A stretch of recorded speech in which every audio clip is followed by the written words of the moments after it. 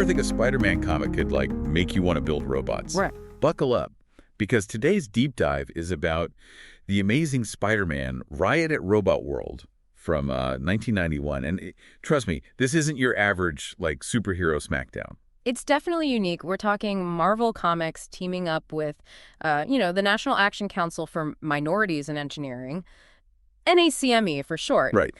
This comic, they wanted to do more than just entertain, It had this mission to get young readers, especially minorities, excited about STEM careers. Okay, so let's unpack this a bit. The story starts with, of course, Peter Parker, Of course. our friendly neighborhood Spider-Man, getting assigned to cover the opening of this, like, amazing new theme park called Robotworld.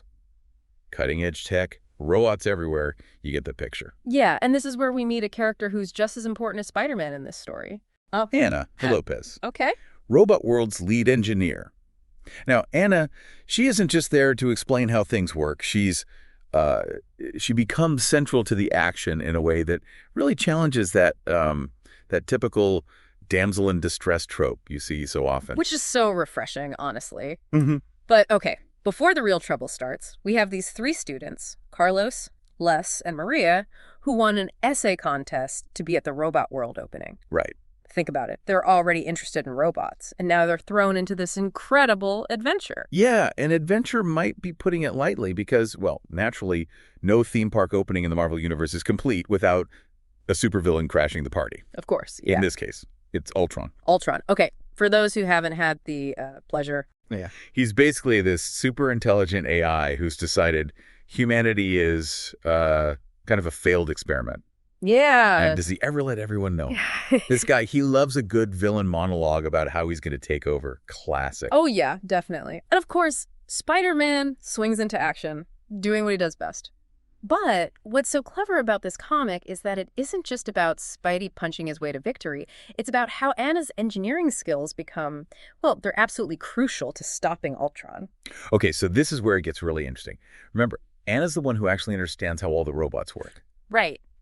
So while Spidey's out there, tangling with a robotic T-Rex, because why not? Mm-hmm.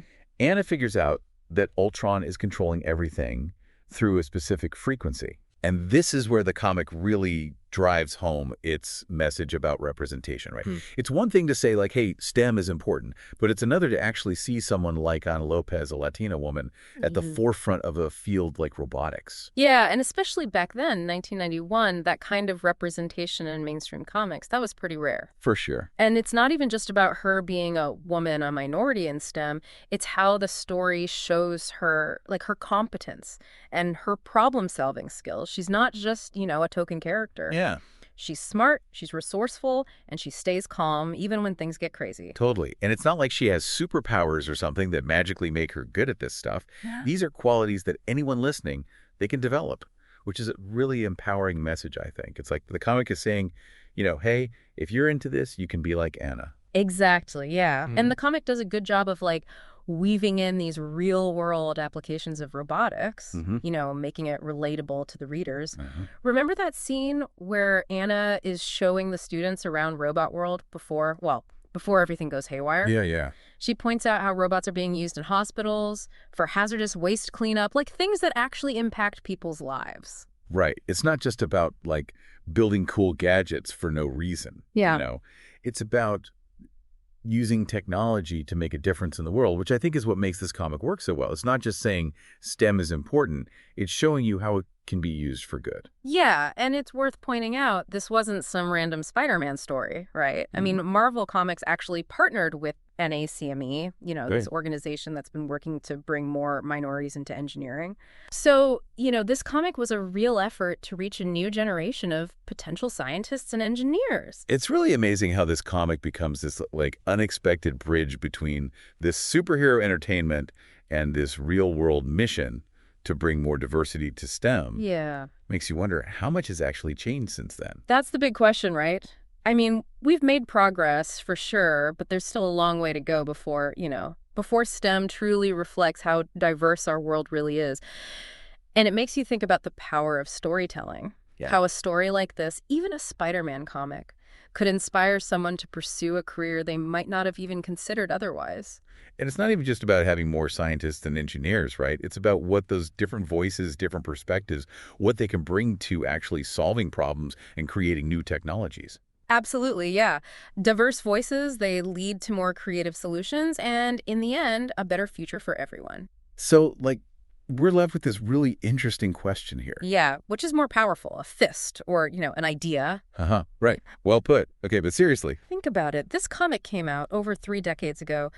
Are superheroes still, like, the best way to share this message about STEM and representation? Or do we need new stories, new heroes even, for this new generation? It's a good question. What connects with, with young people today?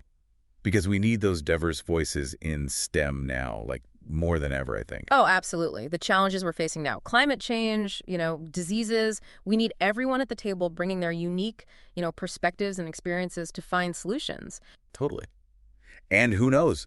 Maybe the next Ana Lopez is out there right now, inspired by something they read, something they saw, ready to, like, tackle those challenges. Yeah, and they might just surprise us all with what they create. That's what I love about these deep dives, honestly. Yeah. We start with something like a Spider-Man comic, and we end up, talking about the future of innovation, representation, the power of ideas to change the world. It's about sparking that curiosity, that desire to learn, explore, and create. That's how we build a better future. One robot, one equation, one breakthrough at a time. And on that note, we'll leave you to ponder that thought. Thanks for joining us on this deep dive. Until next time, keep exploring, and remember, you don't need superpowers to make a difference.